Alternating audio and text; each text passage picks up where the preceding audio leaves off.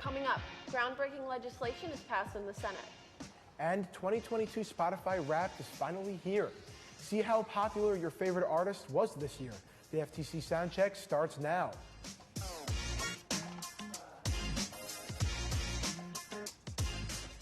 Hello and welcome to the FTC Soundcheck. I'm Aaron McLaughlin. And I'm Kate Miller. Our top story. The Senate passed major legislation for same-sex marriage this week. If the bill is passed by the House, it ensures that same-sex marriage and interracial marriage is preserved in federal law. It was approved 62 to 37, with 12 of those 62 being Republicans. President Joe Biden said he will sign the bill promptly and proudly if the House passes it. Some explosive history is happening in Hawaii this week. This past Sunday, Hawaii's volcano Mauna Loa erupted for the first time since 1984. This makes it the world's largest active volcano right now. And this marks the first time since 1984 we've seen a dual eruption occurring. That's because volcano Kilauea is also erupting.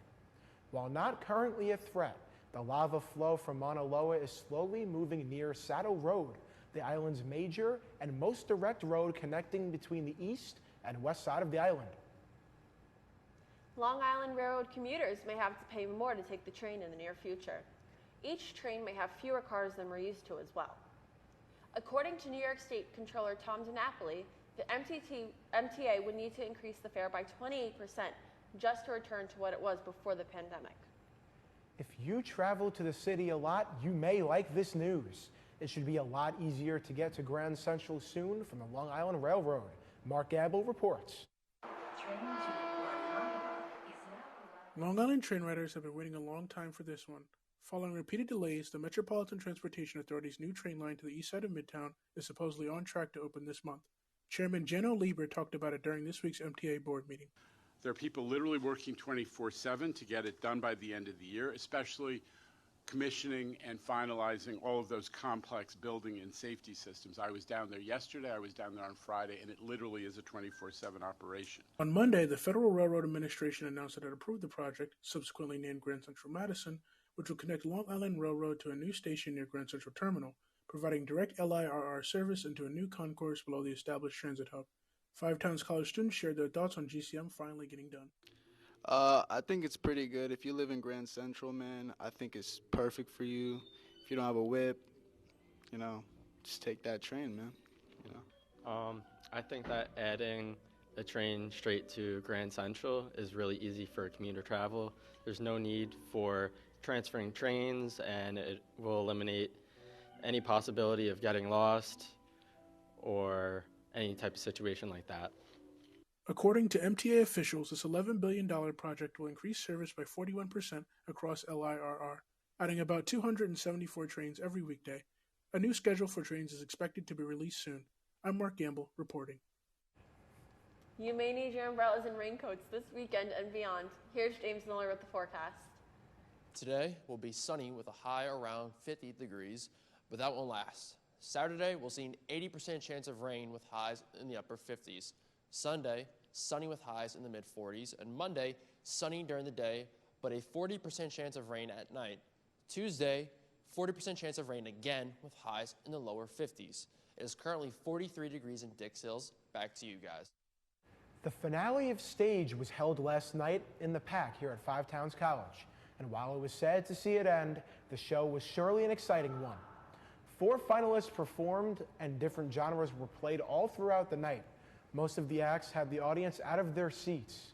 The contest was judged by industry professionals who also happened to be FTC alumni.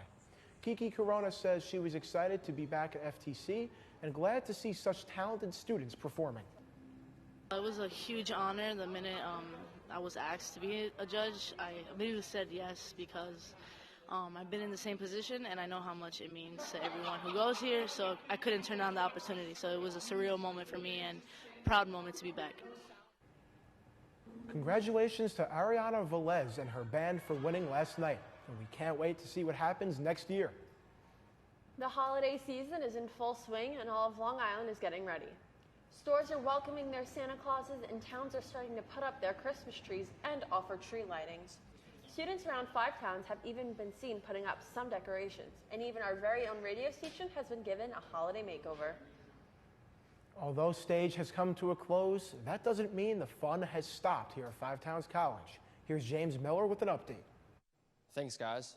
Tonight, there will be another showing of Film Society's Film Fridays. That will be in the Downbeat starting from 7 and ending at 10. There will be a business club meeting held Tuesday in room 101 during Common Hour, where the question will be answered, are you a superfan? Next Wednesday is a big day. Stop on by the Sound Arena to catch both men's and women's basketball games. The women's team will play against Vaughn College from 6 to 8. Come out to see the women's first home game this year. The men's team will also play Vaughn College. That game will take place from 8 to 10 p.m. Come out to show your support. On Thursday, there will be an evening of classical music held in the PAC from 7 to 10 p.m. And finally, on Friday, there will be an FTC MassCom alumni panel held right here in Studio 400 at noon. Come hear what some of our recent graduates are coming here to say about their MassCom careers. Later that day, there will be another FTC performance of an evening of jazz held from 7 to 10 in the PAC as well. That's all for now. Back to you guys. We'll be back with more in just a moment, including a new addition to the Five Towns College Athletics.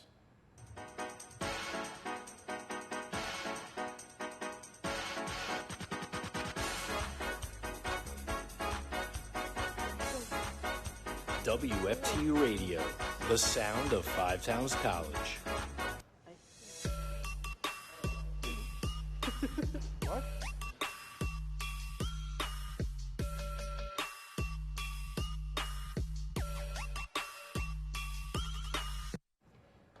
Hello, and welcome back to the Sound Check. In FTC Sports News, FTC has new teams coming in 2023.